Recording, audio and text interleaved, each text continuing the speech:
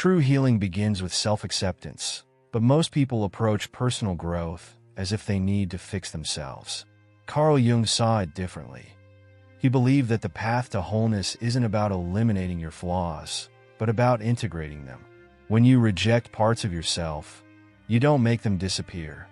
You push them into the unconscious mind, where they continue to influence you through shadow projections and internal conflict.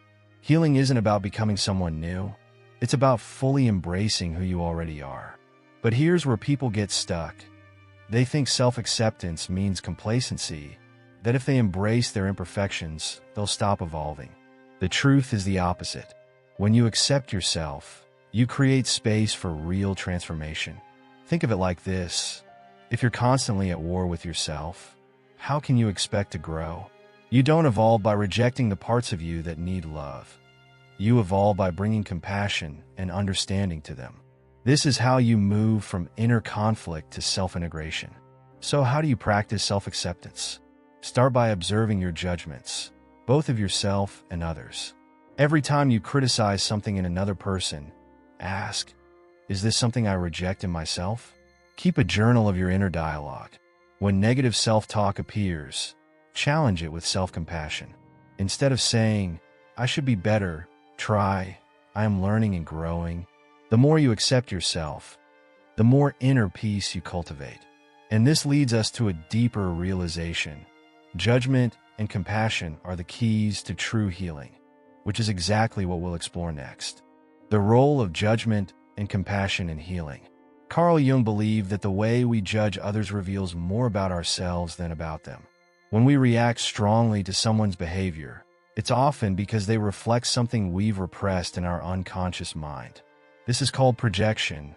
We see in others what we refuse to see in ourselves. Harsh judgment isn't just about morality. It's often a defense mechanism, a way to distance ourselves from the parts of us we fear. The more we reject, the less self-awareness we have, and the further we stray from true healing. But the antidote to judgment isn't blind acceptance, it's compassion. This doesn't mean excusing harmful behaviors, but understanding them, both in ourselves and in others. When you replace judgment with curiosity, you begin to see the deeper causes behind human actions. Instead of thinking, why is this person like this? Ask, what pain or unconscious forces might be driving this?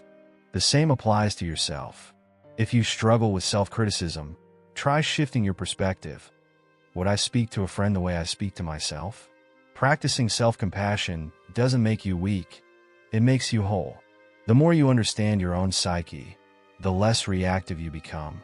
Instead of seeing the world in black and white, good versus bad, right versus wrong, you begin to see the psychological depth in every experience. This shift is essential for true self-integration because it dissolves the false belief that you must fight against parts of yourself to grow. But what happens when our deepest conflicts aren't just about others, but about the battle between egoism and spiritual growth? That's where the real inner war begins, and that's what we'll uncover next. The inner conflict between egoism and spiritual growth. At the heart of every existential crisis lies a battle between the ego and the deeper self. Carl Jung believed that true personal growth requires moving beyond mere self-interest. But here's the paradox. Ignoring the ego completely is just as dangerous as being consumed by it. The ego isn't the enemy. It's a necessary part of the human psyche, helping us navigate the world. But when it becomes the dominant force, we fall into egoism, chasing power, approval, and material success while losing touch with our inner wisdom. This is why many people feel a deep inner conflict. They're torn between worldly ambition and a desire for spiritual growth. Society encourages competition, achievement, and self-promotion, yet we instinctively long for meaning, purpose, and authenticity. The modern world teaches us that success comes from standing above others, while spirituality teaches that true fulfillment comes from self-integration and connection. The key isn't choosing one over the other, but finding balance, a way to engage with the world without losing yourself in it. So how do you navigate this conflict? First, observe your motivations. Are your actions driven by external validation, or do they align with your deeper values? Next, practice self-awareness in moments of tension. When your ego feels threatened, pause and ask, what am I really afraid of losing? Finally, recognize that the path to wholeness isn't about destroying the ego, but integrating it so it serves rather than controls you. And this is where a powerful principle comes into play, enantiodromia, or the transformation that happens when opposites collide. Let's explore how this ancient idea can revolutionize your inner healing. The principle of enantiodromia, transformation through opposites.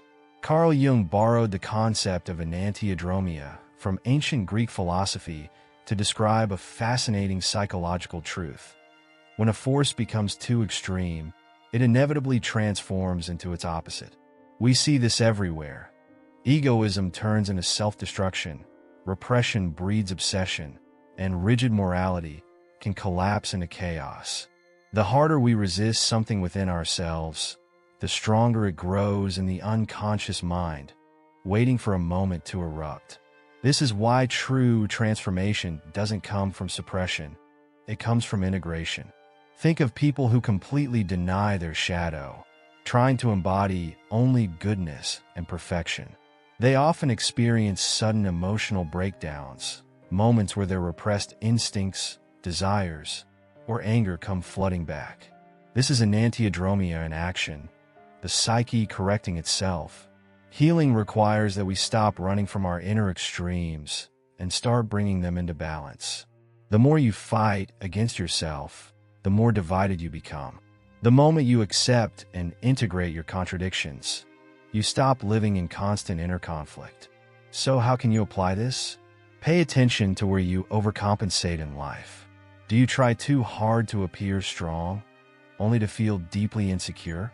Do you suppress anger, only for it to explode at the worst moments? Instead of resisting these parts of yourself, observe them with curiosity. Ask, what is this extreme trying to teach me? The answer often reveals the key to your personal evolution. And this leads us to a final realization. Healing isn't just a psychological process. It's a sacred and spiritual endeavor, a journey toward wholeness that transcends the limits of modern thought. Healing as a sacred and spiritual endeavor. Healing isn't just about psychology, it's about reconnecting with something greater than the self. Carl Jung believed that true wholeness isn't reached through intellect alone, but through a deep spiritual connection to the unconscious, the divine, and the mystery of existence. In modernity, many people feel disconnected from this sacred dimension, viewing healing as just another self-improvement task. But transformation isn't about fixing yourself. It's about surrendering to the deeper wisdom already within you. The moment you stop forcing change and start listening, the real healing begins. But here's the challenge. Modern life is designed to keep you distracted from this inner journey. We chase productivity, external validation, and superficial happiness while ignoring the depth of the human psyche. This is why many people experience existential crises. Deep down, they know they are more than their achievements, yet they feel lost in a world that values the surface over the soul. To heal, you must go beyond the mind and tap into your inner wisdom, your emotions, and even your spiritual nature, whether through meditation, journaling, or reconnecting with something sacred to you. So where do you start? Silence, reflection, and self-inquiry. Instead of constantly trying to control your thoughts, allow space for deeper insights and unconscious forces to emerge. Seek spiritual balance, whether through nature, creative expression, or spiritual practice. Healing isn't about reaching some final state of perfection. It's about learning to trust the process. And once you begin seeing healing as a sacred endeavor, life stops feeling like a battle and starts feeling like a journey back to your true self.